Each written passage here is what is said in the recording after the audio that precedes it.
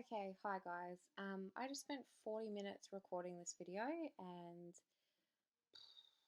it was, it was just shit. So here we go again, take two. Okay.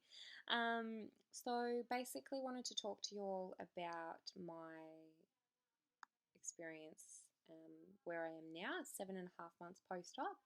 So basically, I asked everyone on my Instagram to leave some questions that they have for me, so that way I have something to talk about because it's all been it's such a fast process. The last 7.5 months has flown by. So forgive me if I don't mention something that you want me to talk about. If there is something that you would like to know, and if you're pre-op, um, or you've just had your sleeve or something like that, or even if you're at my stage and you're just wanting to know you know how someone else is feeling about it at this point, just send me a direct message on Instagram. That's fine, or leave a message here. I'm more than happy to answer your questions.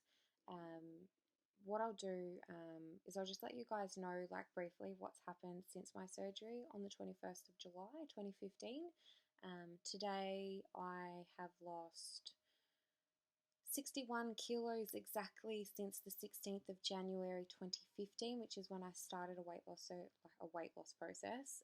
Since I've had my surgery, I've lost 41 kilos, 41.1 kilos since my surgery date on the 21st of July last year.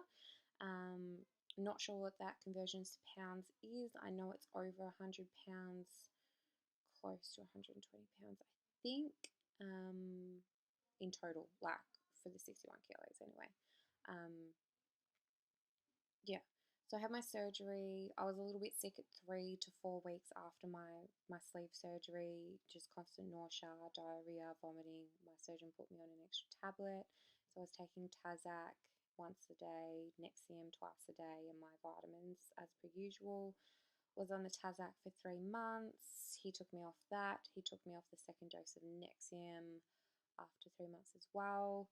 And then so I've just been on one dose of Nexium in the morning, which is 20 milligrams of my multivitamins, which is Advanced Centrum Women's Multivite, and the Betavite Vitamin B1, which is for liver function, and vitamin D, which has calcium in it as well.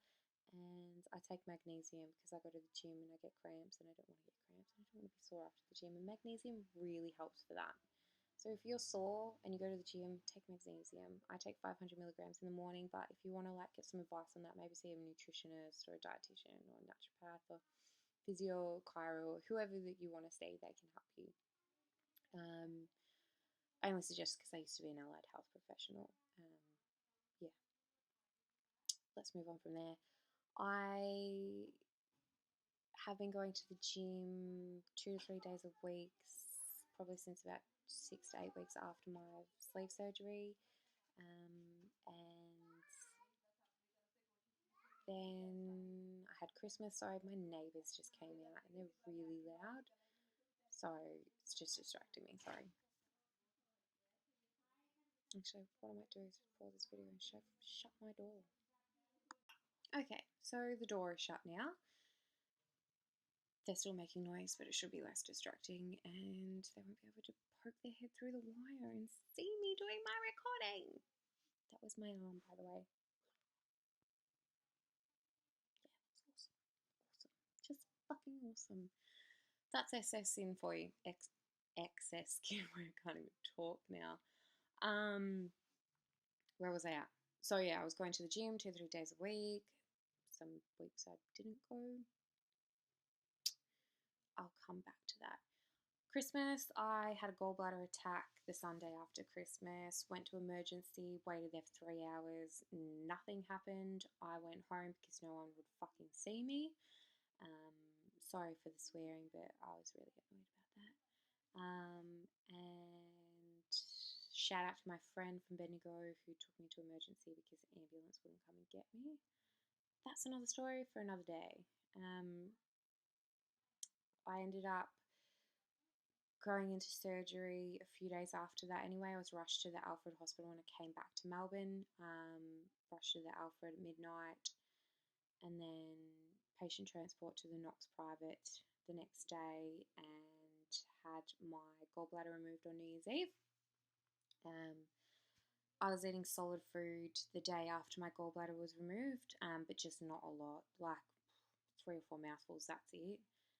Was drinking fine, didn't really have any problems with that. Was in a bit of gas pain. That didn't last as long as my sleeve. My gas pain after my sleeve lasted about 3 to 4 weeks. So I had to sleep propped up with a European pillow and my regular pillow. Whereas after my gallbladder was removed, I only slept with that European pillow and propped up for probably a week. And then I could sleep on my stomach as well. It was fine. Sorry, my nails just chipped. So annoying. Yeah. So had my gallbladder out. Ever since I've had my gallbladder out, it's pretty much diarrhea daily on the reg. On the reg. Correct saying. So when it comes to questions, I will get to my toilet habits. It's just not something that's great to talk about, but I'm more than happy to because you guys know me. I'm an open friggin' book. And what happened after that? So I couldn't exercise. They said not to exercise for 2 weeks after my gallbladder was removed. And then after that, I could do like walking and bike and that. And then after 4 to 6 weeks, I could start doing weights again. So I just didn't do any exercise for a month because I was just a lazy bitch. Didn't lose any weight from the date I got out of hospital from my gallbladder to the date that I started exercising, pretty much. Which I'll come to that point soon about exercise. I did, however, lose like 6 kilos or something. 6 kilos? No, 5 kilos. No, I did lose 6 kilos. I lost 6 kilos whilst I was in hospital having my gallbladder removed. And it's not because they've removed an organ. Your gallbladder is freaking tiny. It's like probably not even that big. Like that big. That big. It's not very big, your gallbladder. Yeah. So I don't think that weighs 6 kilos. I think because I hadn't eaten pretty much from the Sunday after Christmas when I first had a gallbladder attack. I didn't eat from the Sunday right through till the day after my surgery, which was the Friday. I didn't eat for 5 days, 6 days. That would explain losing 6 kilos. Yeah, and then I didn't lose anything until I started exercising at the end of January because I was like, holy shit, I've got to see my surgeon in 18 days. I need to lose some weight. So I think I lost 3 kilos in 18 days. I wanted to be 99 when I saw my surgeon on February 18, but that did not happen. But he was impressed with where I was at anyway. And he said that he wouldn't have expected me to have lost any weight from when I had my gallbladder out to then anyway, because he said you can't exercise. You couldn't exercise. You know, like you need to exercise to lose weight. Hell yeah. And now I will come back to that point too. But I have been fine otherwise. I mean, apart from toilet habits, which I'll get to, I have been pretty good. Like I think I've only had like weird pain maybe 2 or 3 times, but nothing like the pain that I had the day or the night that I went to hospital. Having a gallbladder attack is the most excruciating experience you will ever have in your entire life if you do have it. I know I felt like I was going to die. I knew I wasn't going to die, but I felt pretty shabby. Absolutely crazy ass pain between my shoulder blades. Sorry, my battery's going flat. Between my shoulder blades, in my chest, in my shoulders, down my arms, my abdomen. I just felt like my body was in a vice and I couldn't breathe and I was throwing up. There was nothing to throw up, so I was throwing up bile and it was just awful. It was an awful experience and I wouldn't want anyone in the world to have to go through that. I'm just going to pause here for a sec while I plug in my charger. And my experience with morphine was that morphine does remove the pain, But when you're in intense pain, you already feel like you can't breathe. It feels like someone is sitting on your chest. And then after about 20 seconds, it goes.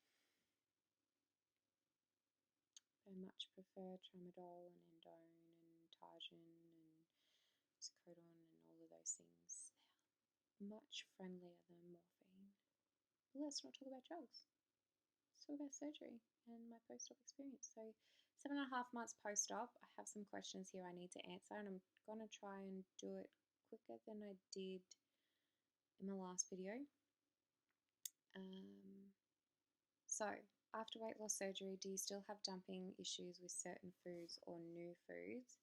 Is it a concern forever, or at some point is your system normal again? Okay, so I wrote them down. That's why I'm reading them. Okay, so I barely ever have dumping now. I had it for the first time I was at work on Monday. I think I'd eaten something pretty crap. Was it Monday?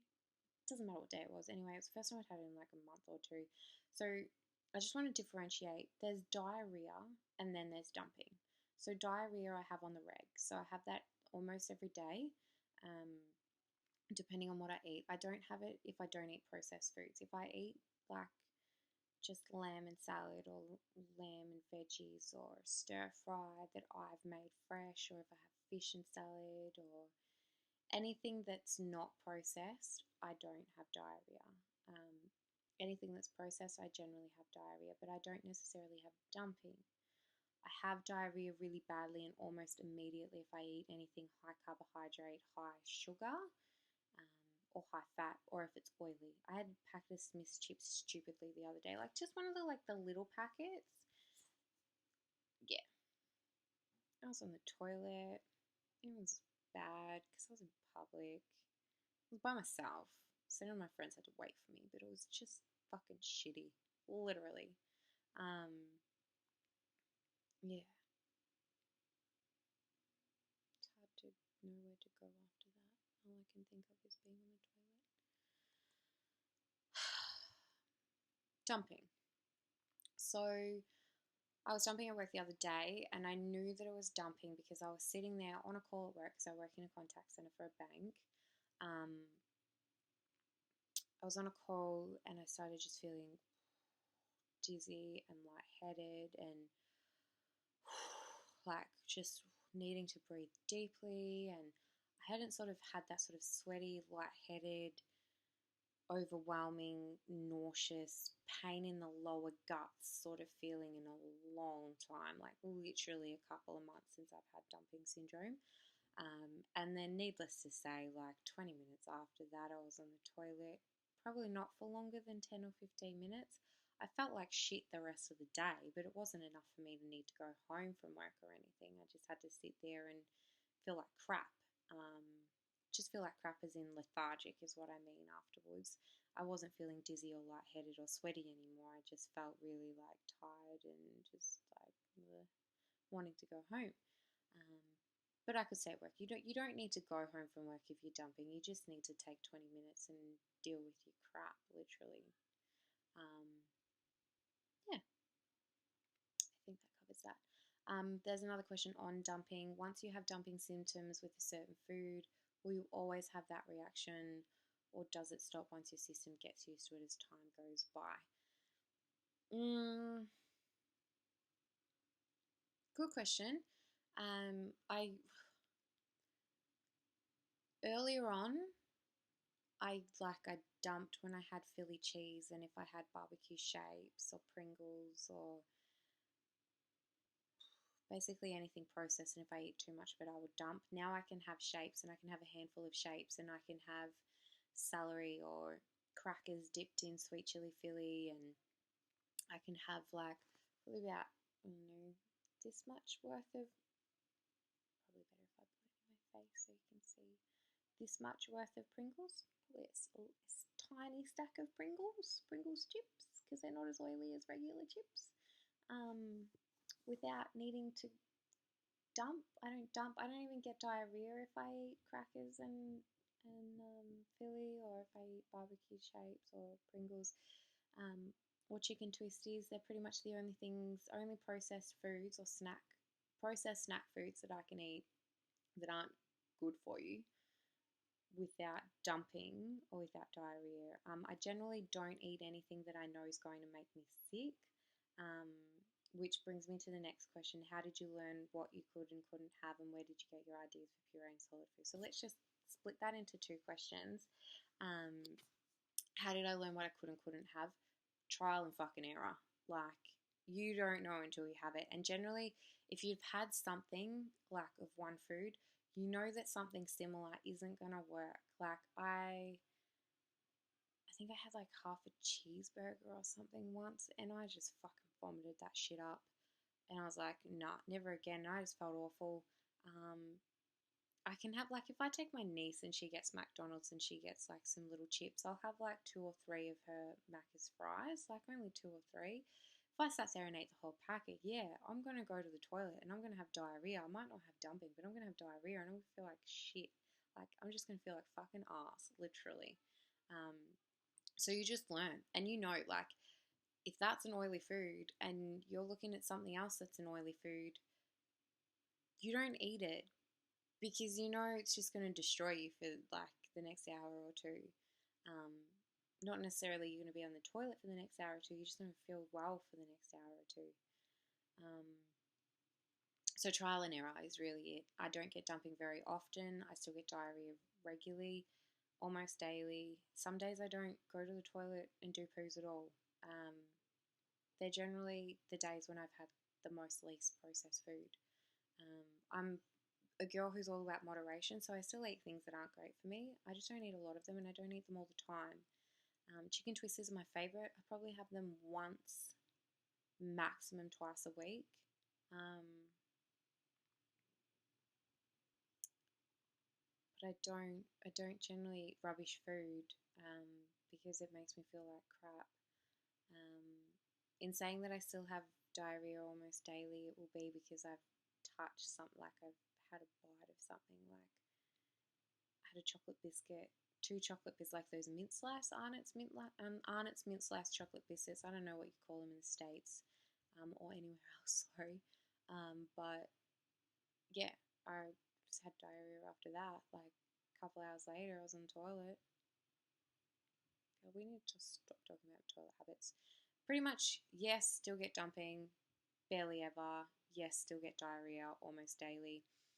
If I eat properly and don't snack on crap food, like if I have my Just Right cereal with my almond milk for breakfast, and if I have a snack of grapes or an apple and not processed food in morning tea, and then I have like my de-breaded roll with ham and cheese or salami and cheese or something like that, and then have a cup of tea for afternoon tea, and I have black tea, by the way, I don't have white tea.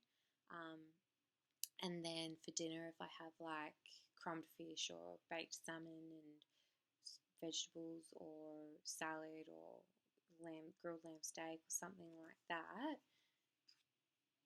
then I'll generally either not have a poo that day or I'll have a solid poo.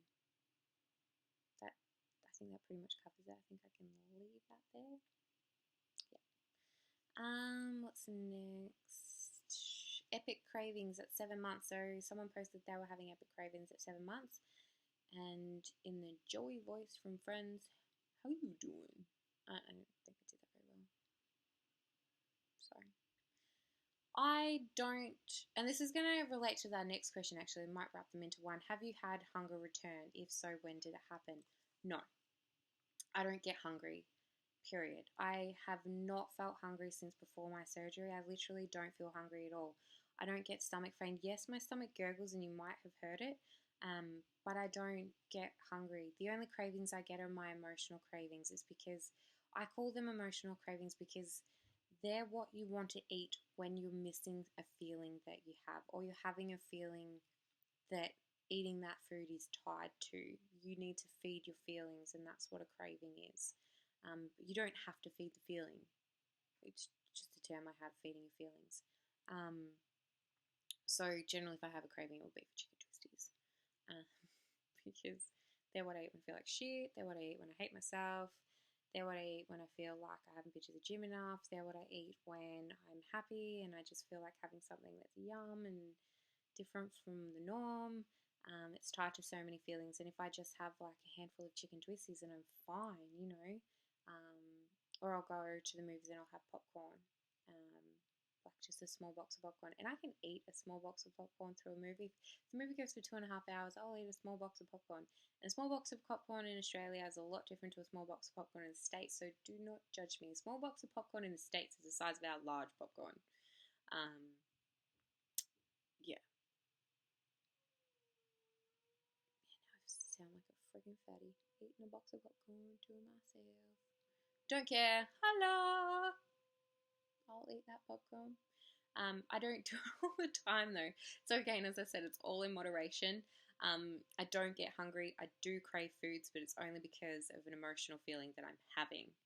Um, I think the only other example I would have is I was craving Indian food a few months ago, and then I had it, and that's all I needed. I was craving Thai food the other day. I had it, and that's all I needed. I don't crave it now. That's fine until it comes back, till I want to eat it again. Um, what's next? How did you learn what you could and couldn't have? And this is part of one question, but I'm going to split it into two. And I think I already answered this part. How did I learn what I could and couldn't have? Trial and error. And where did I get my ideas for puree and solid foods? So my idea for puree and solid foods, pretty much nowhere. Gastric Sleeve Forum, what other people are having on Instagram, the Facebook gastric sleeve pages. I used to look on there, but generally puree food, I just ate a few staple things: tins of tuna, baked salmon, roasted chicken with gravy shredded, roasted vegetables mashed up. I was still having pumpkin soup, scrambled eggs for breakfast. What else? Bolognese sauce and lasagna. They're pretty much the only things that I had in the puree stage. I hated puree stage. It's the fucking worst. Just the thought of it. A lot of people feel differently, but I hate a puree stage. I can't eat eggs since puree stage. It just, I need to think about something else because the thought of eating an egg just makes me want to vom.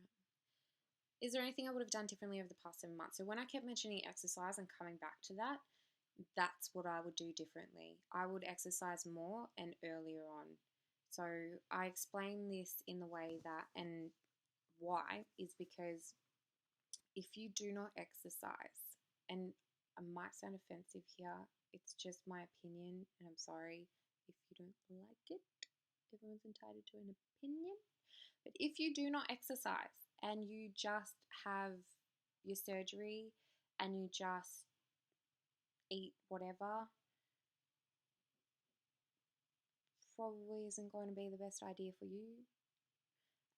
If you eat relatively healthy like I do and eat in moderation, or you follow a keto diet or whatever, but you don't exercise, your body will eventually reach what's called the dietary set point, I believe, which is where you will hit a point where you will struggle to lose any more weight, and exercising might help you lose a couple extra kilos, but probs not. So that's why it's important to start exercising earlier on after you've had your surgery, like after probably 6 weeks. 6 weeks after surgery, you're generally cleared to exercise in most cases, I think. I mean, check with your own surgeon. They might have a different idea. But the sooner you can exercise, do it. And do it regularly. Don't just go once a week or twice a week. If I had gone 4 to 5 times a week after I'd had my surgery, I would fucking be at 90 kilos by now, maybe even 80. And if I'd kept the consistency up, I would be there by now. But I didn't. I only went 2 to 3 times max. And even then, some weeks I didn't go at all. I haven't been for the last 2 weeks because I've been a lazy bitch, to be honest. I was meant to go today, but I'm doing this video instead. Tomorrow I'm going to Bendigo and I'll be there until Monday, so I won't get to go to the gym until I have body combat on Tuesday morning. If I don't go to body combat, then I'll be going to the gym in the evening. But I go 5 times a week now. Apart from the last 2 weeks, I go 5 days a week. So I do classes 3 days a week. I do body combat, box fit, and Zumba. And the other 2 days I do my cardio and I do my weights. Admittedly, I think one of the days that I do my class, I'm going to go back in the evening so that I can do my weights because I need to do them more and I need to tighten these. Wasn't a very good shot. Yeah, so that's that. Moving on, if you experience hair loss, when did it stop? It has. It's called telogen effluvium. It's not alopecia. You don't need to take biotin or hair, skin, and nails because there's no scientific evidence that any of that shit actually works. It's called telogen effluvium. It's because your hair switches from growth phase to dormant phase, and you end up having 90% of your hair being in dormant phase instead of growth phase, and so when it's in dormant phase, it can fall out. Doesn't usually last more than 6 months. If it is lasting more than 6 months, you need to see someone about it, whether it's your GP, your primary care practitioner, your surgeon, whoever, so that you can get tested for nutritional deficiencies or see if there's anything else going on. I'm talking really fast because I need to hurry this shit up. To not share this video, sorry. I need to hurry up basically because I've been rambling too much. Yeah, so I don't take any extra vitamins for my hair loss. I shaved half my hair off. I have an undercut now. You can see my neck cracked pretty badly then when I did that.